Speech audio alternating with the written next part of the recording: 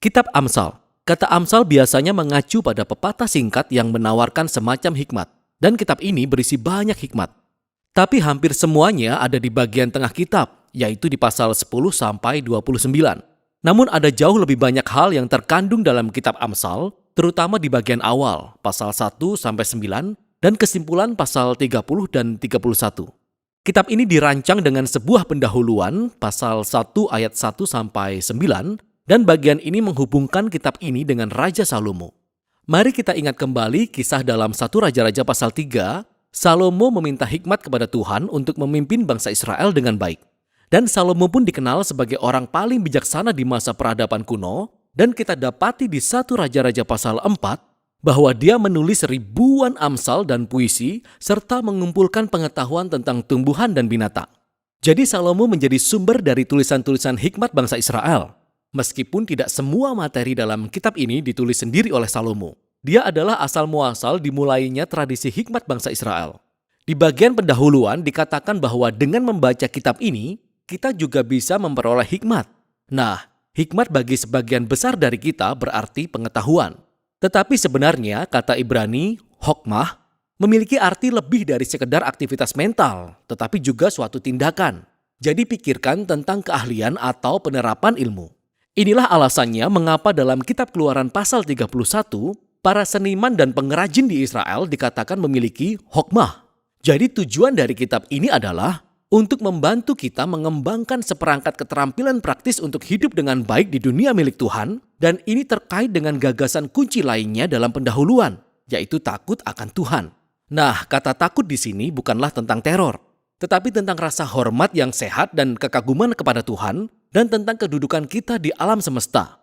Ini adalah pola pikir moral yang mengakui bahwa saya bukan Tuhan, dan bahwa saya tidak bisa menciptakan definisi saya sendiri tentang baik dan buruk, atau benar dan salah.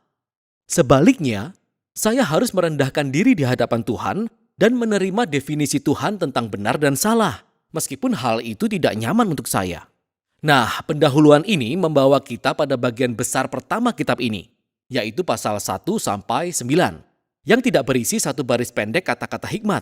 Sebaliknya, kita justru menemukan 10 nasihat dari seorang ayah kepada anaknya, tentang bagaimana seorang anak harus mendengarkan hikmat dan menumbuhkan rasa takut akan Tuhan dan taat kepadanya, yang artinya hidup dengan penuh kebajikan dan integritas dan kemurahan hati yang kesemuanya mengarah pada kesuksesan dan kedamaian. Sang ayah juga memperingatkan anaknya tentang kebodohan dan keputusan jahat dan konyol yang akan menumbuhkan egoisme dan kesombongan yang kesemuanya mengarah pada kehancuran dan rasa malu. Jadi seorang anak harus membuat pencarian kebijaksanaan dan rasa takut akan Tuhan sebagai tujuan tertinggi dalam hidupnya. Dan cara berpikir ini membentuk logika moral keseluruhan kitab ini. Nah, nasihat dari sang ayah ini memberi petunjuk kepada kita tentang apa literatur hikmat dalam Alkitab itu dan apa perbedaannya dengan bagian Alkitab lainnya. Kitab-kitab ini mengulas tentang bagaimana hidup dengan baik di dunia milik Allah, tetapi hikmat tidak sama dengan hukum, seperti yang diberikan Musa kepada bangsa Israel di Gunung Sinai. Dan hikmat juga tidak sama dengan nubuatan atau ucapan ilahi kepada umat Allah. Sebaliknya, literatur hikmat merupakan akumulasi wawasan umat Allah dari generasi ke generasi tentang bagaimana hidup dengan penuh rasa hormat kepada Tuhan dan sesama. Demikianlah melalui kitab Amsal ini, sekarang kata-kata hikmat manusia dimasukkan sebagai firman dan hikmat Allah kepada umatnya, yang menghubungkan ke hal lain yang akan kita temukan di pasal 1 sampai 9. Ada 4 puisi dari wanita hikmat. Di sini, hikmat telah dipersonifikasikan secara puitis sebagai seorang wanita yang meminta umat manusia untuk memperhatikan dan mencarinya. Hikmat mengatakan bahwa dia ditenun ke dalam jaringan alam semesta. Dan karena itu, ketika kita melihat seseorang membuat keputusan yang bijak, ia mengandalkan hikmat. Jadi jika kita melihat seseorang yang bermurah hati atau memiliki integritas seksual atau menegakkan keadilan, ia sedang menggunakan hikmat. Puisi wanita hikmat ini adalah cara yang puitis dan kreatif untuk mengeksplorasi gagasan bahwa kita hidup di alam semesta yang bermoral milik Allah, dan bahwa kebaikan dan keadilan adalah kenyataan objektif yang jika diabaikan bisa membahayakan diri kita sendiri. Jadi takut akan Tuhan dan hidup bijaksana berarti hidup seirama dengan alam semesta. Nah, 2 rangkaian nasihat dari sang ayah dan wanita hikmat ini menciptakan klaim yang kuat tentang kitab ini sehingga kita tidak sekedar membaca nasihat yang baik, tetapi kita sedang membaca undangan Allah untuk belajar hikmat dari generasi-generasi sebelumnya. Sehingga di bagian selanjutnya dari kitab ini, di pasal 10-29, kita menemukan ratusan Amsal kuno dan semuanya menerapkan hikmat dengan takut akan Tuhan dalam setiap aspek kehidupan yang bisa kita bayangkan. Keluarga, pekerjaan, lingkungan, persahabatan, seks, pernikahan, uang, amarah, pengampunan, alkohol, hutang, semuanya. Dan semua ini disaring melalui sistem nilai di Amsal 1-9.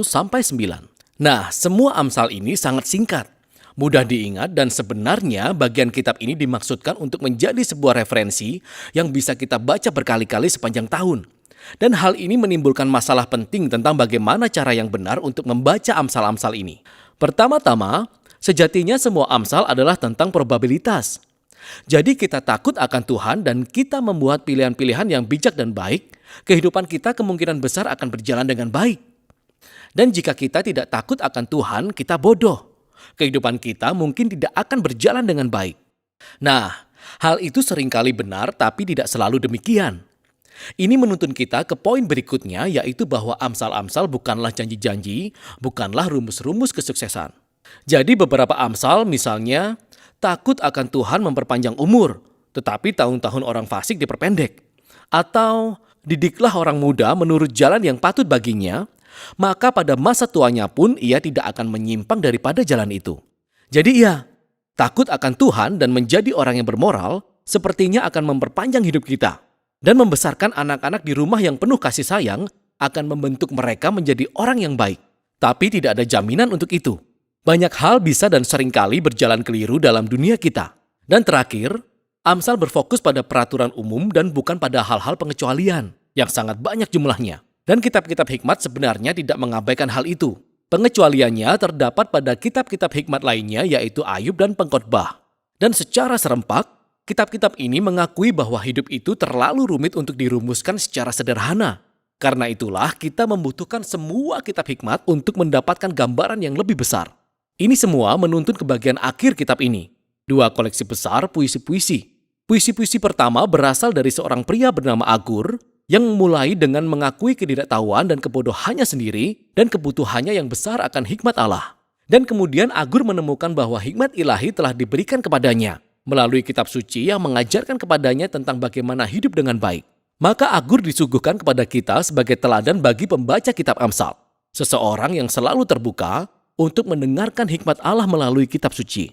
Puisi-puisi terakhir berhubungan dengan seorang pria bernama Lemuel. Dia adalah seorang raja non-Israel. Dan dia mewariskan hikmat yang diberikan kepadanya oleh ibunya. Itu adalah panduan untuk menjadi pemimpin yang bijak dan adil. Dan kemudian puisi terakhir adalah puisi akrostik atau alfabet, di mana setiap baris dimulai dengan huruf baru dari abjad Ibrani, dan keseluruhan puisi adalah tentang wanita yang berkarakter mulia. Puisi ini menggambarkan seorang wanita yang hidup sesuai dengan hikmat Amsal dan menjadi teladan seseorang yang memakai hikmat Allah dan kemudian menerapkannya menjadi keputusan praktis dalam kehidupan sehari-hari, di tempat kerja atau di rumah, di keluarga dan di komunitasnya. Jadi kitab ini diawali dengan nasihat dari seorang ayah kepada anaknya tentang mendengarkan wanita hikmat. Dan sekarang, kitab ini ditutup dengan menyuguhkan kata-kata dari seorang ibu kepada anaknya tentang seorang wanita yang hidup dengan bijak. Kitab Amsal diperuntukkan bagi semua orang di setiap musim kehidupan. Ini adalah panduan untuk hidup dengan bijak dan baik di dunia baik milik Allah. Dan itulah isi kitab Amsal.